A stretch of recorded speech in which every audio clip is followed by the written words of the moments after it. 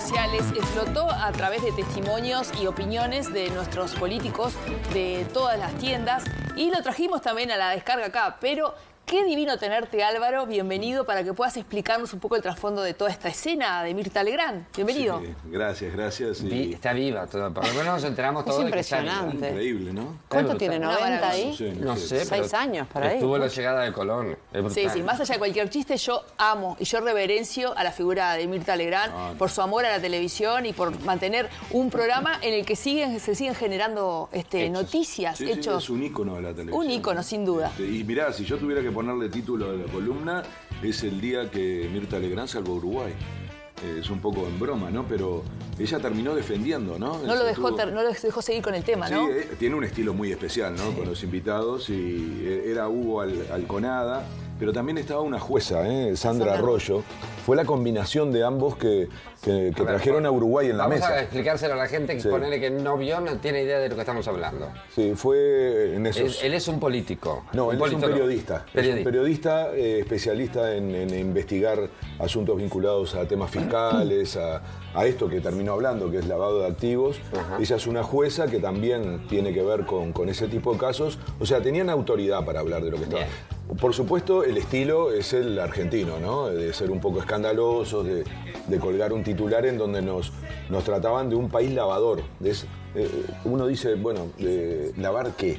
¿No?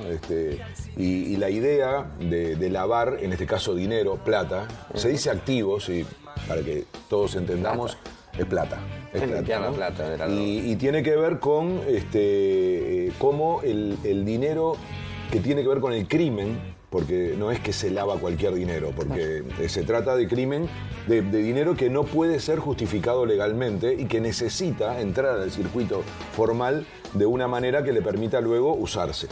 Entonces, eso es el concepto de lavado de activos.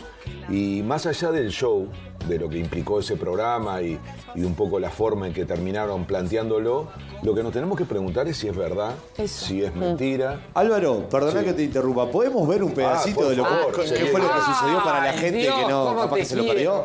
Miremoslo. Uruguay tiene que también explicar, y acá me voy a pelear, ya me peleé con los de Belgrano, ahora me voy a pelear con los uruguayos.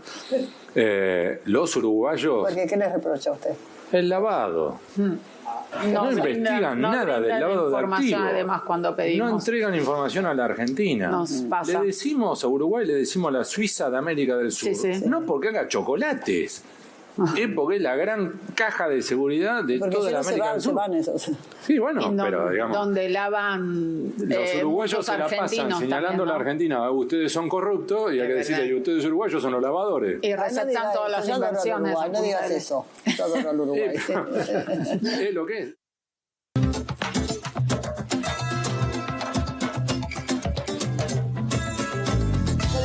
Dice ella. No, claro, no me digas eso de los uruguayos, ¿no? O sea, su defensa no fue en relación al fondo.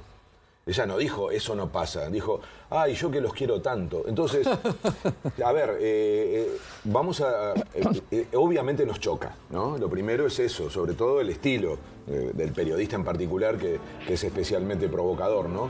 Pero yo me planteé, bueno, ¿cómo hacemos para analizar algo así desde un lugar más calificado, que no sea simplemente el sorprendernos con un show mediático?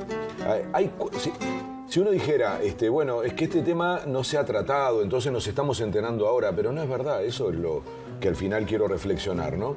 4 voces muy calificadas traigo como referencia para responder a eso, de cuánto de esto que escuchamos es verdad, cuánto es exageración. El primero fue un experto contratado por Uruguay en presidencia, para realizar una evaluación sobre los riesgos del lavado de activos, repito, plata, en Uruguay. Alejandro Montes de Oca. Él dijo públicamente, en Uruguay no se da importancia al tema corrupción y por lo tanto a los organismos encargados de prevenir y combatir el lavado de activos. El principal problema es que no hay investigación. Y empecemos a conectar con lo que recién escuchamos. Dijeron en un momento, no se investiga. Frente a delitos como, y acá viene, entender de dónde viene esa plata. ¿Qué son las actividades que generan plata que luego tiene que ser lavada? El narcotráfico, el contrabando, el tráfico de personas o la corrupción. Y él dice, y esto es clave, que el problema es que no se sigue la ruta del dinero.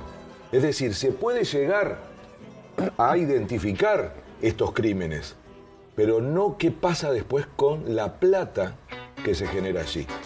O sea, es un tema clave porque uno puede llegar a escuchar que metieron preso a un narcotraficante, a alguien por corrupción. Lo que luego no hay es una investigación de qué pasó con la plata. Y acabamos de tener un caso reciente de ese, entre comillas, empresario asesinado por su expareja. O sea, empieza inmediatamente a preguntarse uno, ¿y con la plata qué pasa? Y el problema es que esa plata, que fue lavada, vuelve al circuito, y ahí es donde este experto, Montes de Oca, decía, tiene Uruguay un problema en el seguimiento de lo que pasa con ese dinero. Unos meses antes, junio del año pasado, miren quién, consejero político de la Embajada de Estados Unidos, Eric Gillan, en un seminario sobre lavado de dinero en el Banco República dijo, hay organizaciones criminales actuando en Uruguay. Capaz que se acuerdan de esto, porque en realidad lo que llamó la atención es que él dijera, miren que ustedes están llenos de este asunto, no están afuera del problema del narcotráfico. Pero yo lo conecto con esto del lavado, porque él dice, hay organizaciones criminales actuando en Uruguay y están recibiendo dinero por ese servicio. Ese dinero hay que lavarlo y al lavarlo lo reinvierten en crímenes. Y entonces, como en aquel momento el centro no fue tanto el lavado de activos, de dinero, sino el que un funcionario de Estados Unidos dijera, ustedes están empezando a tener la presencia del narcotráfico de una manera determinante en Uruguay. ¿Y qué fecha estás diciendo? Año pasado. Junio del año pasado. Uno ahí empezó a decir, bueno, pero ¿cómo? Si uno no ve aquí, estaba Marcet de por medio, uno no ve aquí todavía esas cosas que veía en Colombia, en México. Claro, porque primero, no somos productores, ¿no? De, digamos, drogas ilegales. Claro. No somos tampoco un mercado consumidor importante. Claro. Estoy pensando en las dos cosas que cuando uno dice Colombia o Bolivia o México piensa en la producción, porque ahí hay materia prima. Después piensa en los mercados, Europa, Estados Unidos, que son los mercados que pesan. Lo que sí somos, y esto está cada vez más comprobado, tránsito y acopio. Pero, y acá viene el asunto, somos un país de servicios para ese sector. ¿Qué servicios damos? ¿Qué servicios damos? El primero es el de lavado. Y el segundo es de cierta complacencia en que se queden aquí, porque no hacen problema. Declaración de un jefe de policía de Punta del Este. Dijo, están acá, pero no molestan. Entonces uno empieza a asociar que el problema es que no somos capaces de entender que eso, aunque no moleste, entre comillas, está acá. ¿Y por qué no molestan, no? No molestan porque no generan, hasta ahora no generaban, y empieza a aparecer un montón de problemas vinculados a la violencia, ¿Por qué además? Porque además de no molestar, invertían. Claro. O sea, ponían plata y uno dice, qué bueno, es una inversión. Bueno, el problema es que no es una inversión tradicional, es el lavado. O sea, Uruguay facilita, por el no control, que esa plata deje de ser ilegal para que pase a ser legal. Y ese es al final el problema del lavado. Voy a hablar ahora de dos uruguayos, porque nombré a dos extranjeros. Sí. Nadie puede decir que esos extranjeros tengan una predisposición con Uruguay, como acabamos de sentir un poquito, sobre todo cuando son argentinos, tenemos esa cosa de que nos molesta que nos critiquen. Bueno, dos uruguayos. Ricardo Gil Iribarne fue el expresidente de la Junta de Transparencia y Ética Pública. Él dijo, el problema no es la normativa, que existe. El problema es la aplicación y la falta de investigación. Volvemos a encontrar un hilo conductor y algo que efectivamente pasa. Leonardo Costa, ¿se acuerdan? Sí, claro. Secretario de Presidencia entre el 99 y el 2005 de Jorge Valle. Tampoco nadie puede pensar que está predispuesto en relación al gobierno, en fin. Uruguay tiene un serio problema de supervisión en materia de lavado de activos. Hay una institucionalidad de cartón.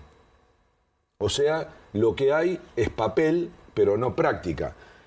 Nos puede molestar mucho, se refería a esas declaraciones, pero algo de razón tiene. Tenemos una actitud autocomplaciente y eso termina alimentando la lógica de que ocurran estas cosas. Entonces, Yo les digo, todo esto además en el marco de una crítica desde Argentina. Y uno vive, lo hemos tratado en esta columna, esa sensación permanente de la sorpresa a través de Milei. Les voy a decir la última referencia que ata estas cosas.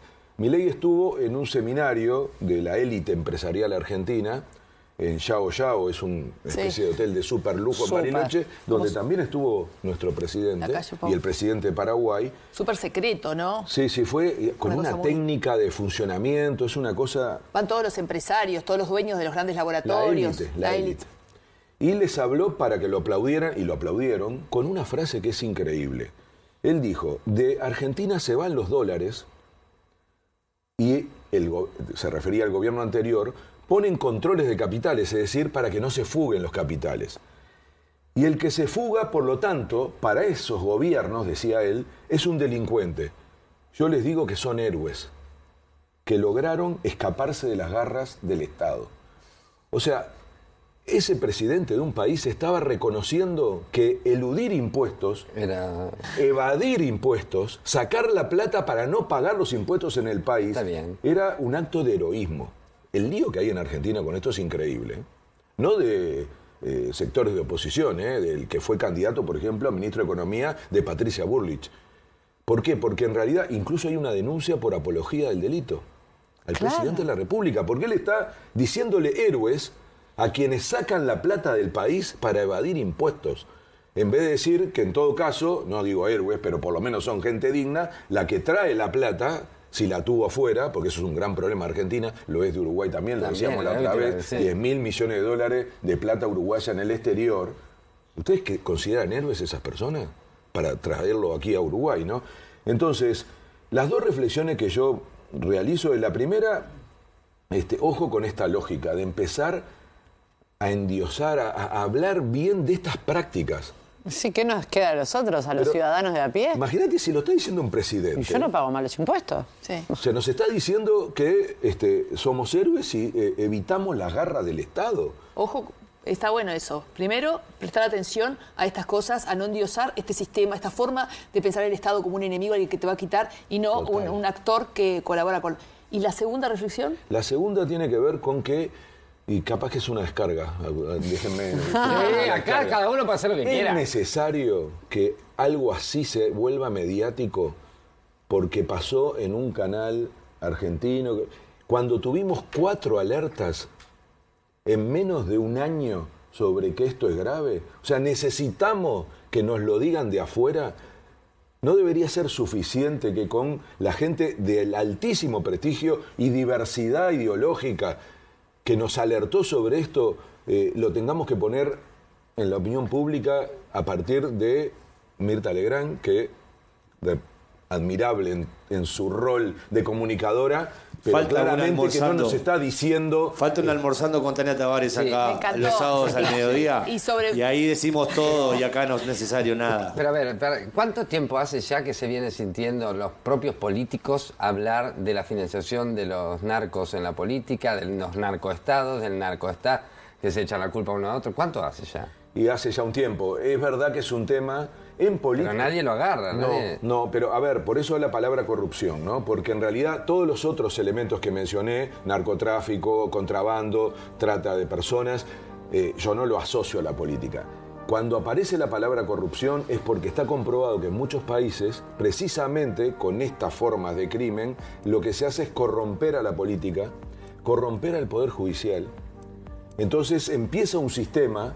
Ahí es donde se dice narcoestado, ¿no? En donde al final, en vez de combatir estos crímenes, se termina de alguna manera permitiendo que ocurran. Más grave es un salto en calidad, lo que recién decía Tania, ¿no? Que un presidente lo legitime con sus palabras. Totalmente. Porque eso ya, ¿qué le deja a la gente que termina diciendo, bueno, yo en vez de ir a trabajar, me encargo cada tanto de hacer un poquito de plata con estos mecanismos y bueno, pero en fin, me quedo con la reflexión de por qué nos cuesta tanto mirarnos hacia nosotros mismos y escuchar a la gente que nos avisa antes de que esto se vuelva mediático. Hay que volver a hablar de eso, porque todos los días hay cosas nuevas y hoy hay amenazas que se están blanqueando de personajes conocidos. Paso a nuestros políticos. Entonces, vos como decías, ¿no molestan? Hay que preguntarse también, ¿por qué no molestan? Capaz que porque no nos estamos molestando. Sí. Gracias, Álvaro, por venir. A ustedes. Un placer. Capaz que porque también hay